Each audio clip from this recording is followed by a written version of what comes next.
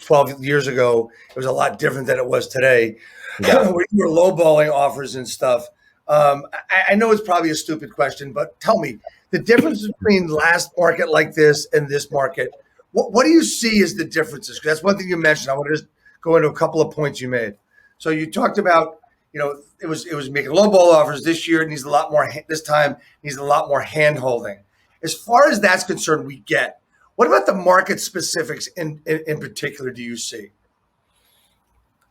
I mean, the market specific, last time there was a surplus of inventory, there was way too much inventory on the market, not enough qualified buyers because people were in the process of losing their homes and short selling or holding on or doing loan modification.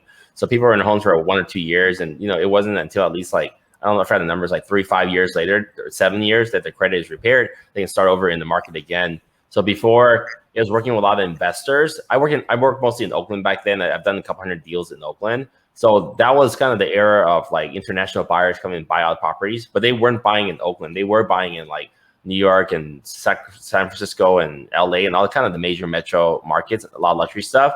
Right. But over here, it was first time investors waiting. I started young, so I never knew what cycle was. I started literally at the bottom of the last cycle. I didn't, as I was maybe getting licensed, I kind of maybe oh yeah, no, sorry. My first job was picking up signs, the auction.com signs, the bright yellow ones and the green ones and blue ones. I'm not sure if you guys have your market.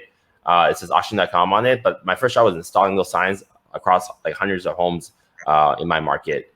So back then, it was just lots of inventory. The seller that you were dealing with was usually the bank. So there wasn't a lot of emotion involved. So it was a very process oriented business where you would, get clients however you can get them. Back then it was acquiring clients through Craigslist. Trulia and Zillow weren't really a thing yet. So it was word of mouth or Craigslist or running open houses and getting them into your pipeline and then just going out and see lots of different homes and they can pick homes and write many offers. I had clients, most times I were writing multiple offers a week. There's short sales too. So when you wrote an offer, the bank would counter you, and then you would go back and you counter it, and it went back and forth at that lot. And there was very number driven and not really any. There weren't a lot of regular sales and as many regular sales in that market. I recall. Right. No, there weren't.